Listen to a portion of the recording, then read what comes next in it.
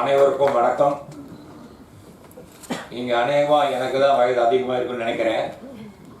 ஆனால் என்னுடைய மனது எல்லாருடைய இளமை. ஏனென்றால் 56 வருடங்களாக நான் கதை எழுதிக் கொண்டு 1969 உங்களில் யாருமே பிறந்திருக்க மாட்டீர்கள். அன்றைக்கு என்னுடைய முதல் சிறுகதை மாலை முரசிலே அச்சிலே வெளிவந்தது. நான் பிஎஸ்சி பாட்டனி படித்து பட்டம் வாங்கிய அந்த நாளிலே மாலை முரசு, கோவை மாலை முரசு, அப்பொழுது காலையிலே மட்டும் பத்திரிகையில் வந்த காலகட்டம் அது. அந்த காலகட்டத்தில் முதலாக மாலை முரசு என்ற பத்திரிகை கோவையிலும் சென்னையிலும் வந்தது. அதிலே என்னுடைய முதல் கதை உன்னை விட மாட்டேன். அன்னிலிருந்து உங்களை எல்லாம் விடவே இல்லை நான். அதுதான் உண்மை. அன்றைக்கு நான் எனக்கு எந்த வகையான ஒரு பூரிப்பு எனக்கு ஏற்பட்டதோ அதே பூரிப்பு இன்றைக்கு 25/11/25 தேதியை பாருங்கள். வருடம் அதே தேதியும் அதுவே. அந்த தினத்தன்று இன்றைக்கு என்னுடைய முதல் வெப் சீரிஸ் G5 வருகிறது என்றால் இதைவிட ஒரு பாக்கியம் எனக்கு வாழ்க்கையிலே இனி கிடைக்காது. மிகப்பெரிய ஒரு தருணம். இதற்கு முதல் காரணம் G5 என்ற ஒரு அற்புதமான ஒரு நிறுவனம். ஒரு 5 வருடத்துக்கு முன்பாகவே ஒரு ஒரு ஒரு ப்ராஜெக்ட் போய் அது சில காரணங்களால் அது தவிர்த்து போனது. அதுவும் நல்லதாக இருக்கு. ஏனென்றால் இன்றைக்கு ஒரு அருமையான ஒரு ஒரு வெப் சீரிஸை நமக்கு G5 கொடுத்திருக்கிறது. அதற்கு காரணம் கௌசிக் அவர்கள். கௌசிக் அவர்கள் நான் ராமானுஜராகவே பார்க்கிறேன். ஏனென்றால் அவர் கலைஞர் டிவியில் ராமானுஜராக நடித்தார். அதெல்லாம் ஒரு கொடுப்பினை. எல்லோருமே அந்த அவர் பார்த்து நடிக்க முடியாது. ஒரு டிவைன் பவர் இருந்தால் மட்டுமே அந்த ஒரு வாய்ப்பு வரும். அந்த வாய்ப்பு அவருக்கு மேன்மேலும் பல ஆசைகளை வழங்கும், பல வெற்றிகளை குவிக்கும். தெய்வம் மறைமுகமாகத்தான் ஒருத்தருக்கு ஆசைகளை தரும். அது அவர் கொடுத்திருக்கிறது. அடுத்து ராகவன் அவர்கள் இந்த G5 ஒரு நல்ல பதவியில் இருக்கிறார். அவரும் கூட இருந்து இன்றைக்கு இருக்கக்கூடிய இளைய தலைமுறை எல்லோரையும் ஒன்று சேர்த்து 16 பெற்று பெறுவார் வாழ்க என்று சொல்வார்கள். இன்றைக்கு 16 பேர் இங்கே இருக்கிறோம். 16 பேரும் இன்று இணைந்து இன்றைக்கு ஒரு மிகப்பெரிய வெற்றிகரமான ஒரு வெப்சீரிஸ் கொடுத்திருக்கிறார்கள். நான் சற்று முன்பு பார்த்தேன், நம்முடைய கௌசிக் லட்சுமி நாராயணனுடைய ஃபேஸ்புக்கை தட்டி பார்த்தேன். அதில் அவர் போட்டிருக்கக்கூடிய அந்த ட்ரெய்லருக்கு இந்த ஒரு வாரத்தில் மட்டும் 1.5 கோடி வியூஸ் பார்த்திருக்கிறார். எவ்வளவு பெரிய விஷயம். உடனே என்னுடைய நண்பர் லேனா தமிழ்வான் அவர்கள் எனக்கு சற்று முன்பு போன் செய்தார். ராஜேஷ்குமார், எனக்கு ரொம்ப பெருமையா இருக்கு. அதாவது ஏவிஎம் மாதிரி ஒரு நிறுவனம் G5. உண்மையிலே சொல்கிறேன், ஏவிஎம் நிறுவனத்திலும் எனக்கு ஒரு அழைப்பு வந்தது. அங்கே போய் நானும் ஒரு வெப்சீரிஸ் பற்றி பேசினேன். அவர்கள் மிக நியாயமாக நடந்து கொண்டார்கள். பேசின தொகையை கொடுத்தார்கள். எந்த விதமான ஏமாற்றமும் எனக்கு கிடையாது. சந்தோஷப்பட்டேன். அதே மாதிரி தான் கௌசிக் சிங்காரவேலன். சிங்காரவேலன் அந்த பெயரே ஒரு சிங்காரமாக இருக்கிறது. அந்த சிங்காரவேலன் அவர்கள் கௌசிக் அவர்கள் 2 பேரும் இணைந்து எனக்கு மிகப்பெரிய ஒரு நம்பிக்கை கொடுத்து, சார் நாங்கள் இருக்கோம் சார், நாங்கள் பண்ணுறோம் சார். அந்த வார்த்தைகளே ஒரு பொய் கிடையாது. பொதுவாக சொல்வார்கள், திரைத்துறை சம்பந்தப்பட்டவர்கள் எல்லாம் நிறைய பொய் பேசுவார்கள், ஏமாற்றுவார்கள், பணம் தரமாட்டார்கள் என்றெல்லாம் சொல்வார்கள். ஆனால் அதெல்லாம் கிடையாது. ஒரு நியாயமான நாணயமான ஒரு நிறுவனமாக இருந்து அவர்கள் பணியாற்றினால் தான் இன்றைக்கு ஒரு வெற்றிகரமான ஒரு ரேகையை நாம் பார்க்க முடிந்தது. இந்த கதையிலே இது முழுக்க என்னுடைய கதை கிடையாது. இதில் வரக்கூடிய ஒரு கண்டென்ட் கோர், ஒரு அடிப்படை கருவை மட்டும் அவர்கள் எடுத்துக்கொண்டு செய்தார்கள். ஒரு ட்ரையல் பார்க்குறது, அதாவது மெடிக்கல் ட்ரையல். ஆனால் அதையும் நான் எழுதிவிட்டேன். அது சொன்னேன், நம்முடைய டைரக்டரோட சொன்னேன், தினன் நான் இந்த கதையை முதலில் எழுதிவிட்டேன். நீங்கள் என்னுடைய அடிப்படை கருவை வைத்து எழுதினீர்கள். ஆனால் இந்த மெடிக்கல் ட்ரையல் வைத்து நான் எழுதினேன். ஒரு கதையை சற்று 2 வருடங்களுக்கு முன்னால் நான் எழுதினேன். அது எப்படி எழுதினேன் என்றால், சென்னையிலும் சரி கோவையிலும் சரி காலையிலே நான் வாக்கிங் போகும்பொழுது பார்ப்பேன், கோயில் வாசலிலும் சரி மற்ற பிளாட்பாரங்களிலும் சரி இருக்கக்கூடிய முதியவர்களுக்கும் பிச்சைக்காரர்களுக்கும் அவர்கள் காலை உணவு கொடுப்பார்கள். ஒரு பொட்டலிலே கொண்டு வந்து ஸ்கூட்டரிலே கொண்டு வந்து எல்லோரும் கொடுத்து கொண்டு போவார்கள். இது ஒரு சமூக பணி, உண்மையான அறப்பணி தான் அது. அது பசியை போக்கும் ஒரு நல்ல பணி.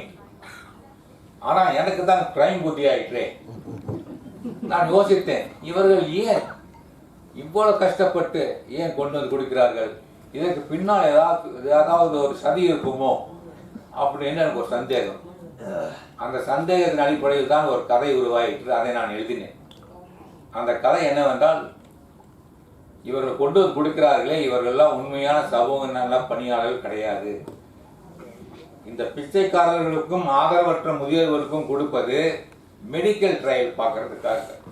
உணவிலே ஏதாவது ஒரு மருந்தை கலந்து கொடுத்து அவர்களுக்கு பிபி ஏறுகிறதா, சுகர் ஏறுகிறதா, கொலஸ்ட்ரால் ஏறுகிறதா, இல்லை ஹார்ட் பீட்டிங் அந்த இர்ரெகுலர் பீட்ஸ் என்பார்கள் அது ஏற்படுகிறதா, இல்லை வேறு நோய்கள் வருகிறதா என்பதை சோதனை செய்து பார்ப்பதற்காக தினமும் அவர்களுக்கு அந்த உணவை கொடுத்து கொண்டே போவது போலவும் தினமும் அவர்களை சோதித்துக் கொண்டே இருப்பார்கள்.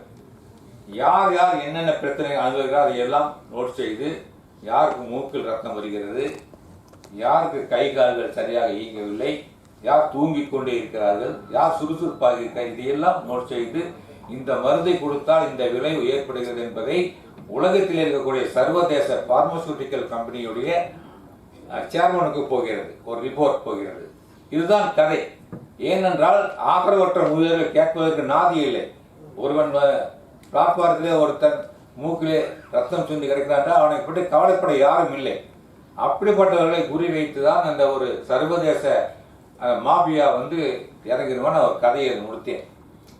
அதே கதையை தான் நம்முடைய தீனன் அவர்கள் ஒரு 5 பேரை வைத்துக் கொண்டு அழகாக முடித்திருக்கிறார்.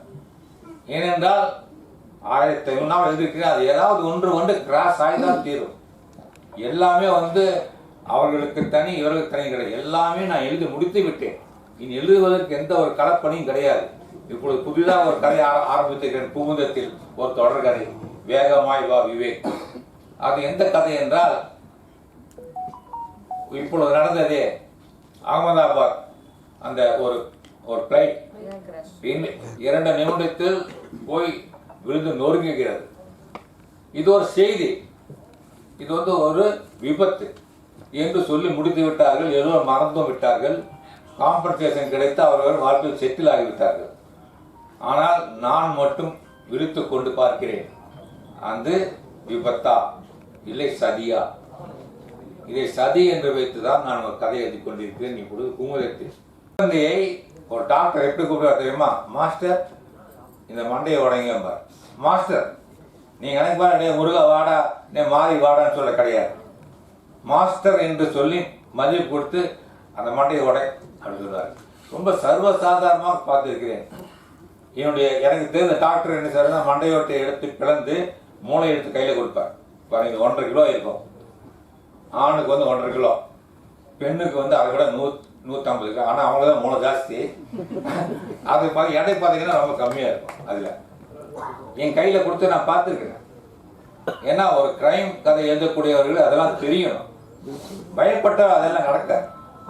அதே போலத்தான் நான் அந்த ஏவியேஷன் ஆஃபீஸர் ஃபோன் பண்ணி செய்தி கேட்டேன். ஏன் சார், ஒரு ஃப்ளைட் டேக் ஆஃப் ஆகும்போது எல்லாமே கிரீன்டாக இருக்கணும். அந்த கம்ப்யூட்டர் டிவைசஸ் பூராமே எல்லாம் கரெக்டாக காட்டணும். எல்லாமே கிரீன்டாக இருந்தால் கண்ட்ரோல் டவர்லேருந்து ஒரு 17 சிக்னல் வரும், அதுவும் கிரீன்டாக இருக்கணும். ரன்வேல வந்து 7 சிக்னல். இங்கே எதுவுமே டேக் ஆஃப் கிடையாது, லேண்டிங் கிடையாது, எதுவுமே வந்து ட்ரெஸ்பாஸ் கிடையாது. கரெக்டாக அந்த இது போயிட்டு இருக்காங்க. இப்போ இதெல்லாம் வந்து கரெக்டாக தான் பைலட் வந்து டேக் ஆஃப் பண்ணுவார். இல்லைன்னா அவர் இறங்கிடுவார் கீழே. ஒரு லைட் வந்து சிவப்பாக இருந்தாலும் கூட, எரியா விட்டாலும் கூட அவர் கீழே இறங்கி விடுவார். நான் டேக் ஆஃப் பண்ண மாட்டேன்னு சொல்லுவார்.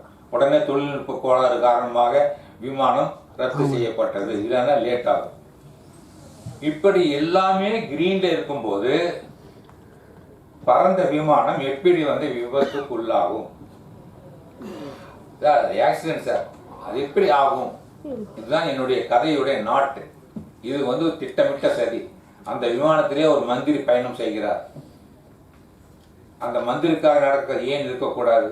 இப்படியெல்லாம் நான் இன்னைத்தானே கேள்விகள் கேட்டுக்கொண்டு நான் ஒரு நாவலை ஆரம்பிப்பேன். இப்படித்தான் நாவல் உருவாகும். நாவல் சும்மா கிடையாது. திரு கௌசிக் அவர் சொன்னார்கள், ஒரு நாவல் எழுதி முடித்து விட்டு அடுத்த நாவல் என்ன என்று யோசிக்கிற காலகட்டத்திலே இவருக்கு எப்படி தோன்றுகிறது என்று கேட்டார். ஒரு நல்ல கேள்விதான். அவர் ஒரு போஸ்ட் கார்டு எழுத நம்ப முடியாது. அன்புள்ள அப்பாவுக்கு எழுதிட்டு அப்புறம் என்ன எழுதுறதுன்னு கேட்பாங்க. வராது, வார்த்தைகள் வராது. எழுத்து என்பது ஒரு இன்பான் உனக்குள்ள இருக்கணும். ஒரு பாட்டு கத்துக்கலாம், ஓவியம் கத்துக்கலாம், பியானோ கத்துக்கலாம், பேங்கோஸ் கத்துக்கலாம், வீணை கத்துக்கலாம். எது வேணா ஒரு டியூஷன் போய் நம்ம கத்துக்கலாம் ஈஸியா. கதை எழுத மட்டும் கத்துக்க முடியாது, டியூஷன் வைக்க முடியாது. உனக்குள்ள அந்த ஒரு ஜீன் இருக்கணும். என்னுடைய தாத்தாவோட தாத்தா யாராவது ஒருத்தர் கதை எழுதிருக்கலாம். அந்த ஜீன் ஒர்க்ஸ், அந்த ஜீன் ஒர்க்காக இருக்கும். அப்புறம் இன்னொன்று, sincerity and hard work will be rewarded. கடுமையான உழைப்பு இருந்தால் எதையுமே சாதிக்க முடியும் என்பதற்கு நான் ஒரு உதாரணம். இன்றைக்கு இந்த மேடையிலே நான் பேசிக் கொண்டிருக்கின்றேன், நின்று பேசிக் கொண்டிருக்கின்றேன். மற்றவர்களும் பேசினார்கள், நான் இந்த வயதிலும் பேசிக் கொண்டிருக்கிறேன். நான் என்னுடைய உழைப்பு தான் காரணம். இன்றைக்கு டைரக்டர் தினகரன் ஒரு இளைஞர், ஒரு புதிய படைப்பை கொடுத்திருக்கிறார். இவர் ஒரு மணிரத்னம் போல, ஒரு சங்கர் போல உருவாவார் என்கிற நம்பிக்கை எனக்கு இருக்கிறது. ஏனென்றால் அது முதல் படம் போல, முதல் வெப்சீரிஸ் போல எனக்கு தோன்றவில்லை. காட்சிகளை அருமையாக அமைத்து என்ன வசனம் வேண்டுமோ அதை பேசி நன்றாக செய்திருந்தார். அதை இதில் பாடுபட்ட அனைவருமே, இசையாகட்டும், செட்டிங்ஸ் ஆகட்டும், நடித்தவர்களாகட்டும், எல்லோரும் போட்டி போட்டுக்கொண்டு இந்த ரேகையை மிகச்சிறந்த வெற்றி பெற்றது. ஏன்னா கதையோட தளம் முற்றிலும் வேறுபட்டது. செயற்கை கருத்தரிப்பு நிலைகள் இப்பதான் இருக்கு. நம்ம தாத்தா பாட்டி காலத்துல எல்லாம் கிடையாது, எங்கேயுமே கிடையாது. முதியோர் இல்லங்களும் கிடையாது, செயற்கை கருத்தரிப்பு நிலைகளும் கிடையாது. ஆனா இன்னைக்கு ரெண்டு தான் இருக்கு. அதனால இங்க நடக்கக்கூடிய மோசடிகளை வச்சு எழுதின கதை பெருமைய வெற்றி பெற்றது. அதற்கு காரணம் தளம் புதிது, கதை புதிது. அதை பார்க்கக்கூடிய வாசகர்களுக்கும் நேயர்களுக்கும் அந்த கதை பிடிக்கிறது. ஆனால் நம்ம சினிமா பீப்புள் ஒரு வட்டம் போட்டுக்கிட்டு ஒரு குத்துப்பாட்டு, ஒரு டான்ஸு, அப்புறம் வன்முறை காட்சிகள் அதீதமாக காட்டுறது, இது தான் ஆடியன்ஸுக்கு பிடிக்கும்னு ஒரு தப்பு கணக்கு போட்டிருக்காங்க. ஆகையால் என்னிடம் எல்லா கதைகளும் இருக்கிறது. அது இளம் இயக்குநராகட்டும், பிரபலமான இயக்குநராக தாராளமாக வரலாம். இப்பொழுது கூட சென்ற வாரம் திரு சந்தானம் அவர்கள் கோவைக்கு வந்தார்கள். என்னோடு 2 நாட்கள் தங்கி கதை விவாதம் நடத்தி, சார் எனக்கு 6 கேள்வி மட்டும் நீ பதில் சொன்னால் போதும் சொல்லி 6 கேள்விகள் கொடுத்துட்டு போயிருக்காரு. அதுக்கு நான் எழுதி கொடுத்துட்டேன் அவருக்கு. இப்படி தான் கதை போகணும், இப்படி தான் இருக்கணும், இப்படி தான் ட்விஸ்ட் இருக்கணும், இதுதான் மாரல், இதுதான் மெசேஜ் எல்லாம் எடுத்து கொடுத்துட்டேன். அவர் ஹீ இஸ் ஹாப்பி. சார் நல்லா இருக்கு சார், இதெல்லாம் நல்லா இருக்குன்னு சொல்லியிருக்காரு. இது மாதிரி எங்கிட்ட கேட்டால் நான் கொடுக்கறது ரெடியாக இருக்கேன். அது யாராக இருந்தாலும் சரி. நன்றி சார்.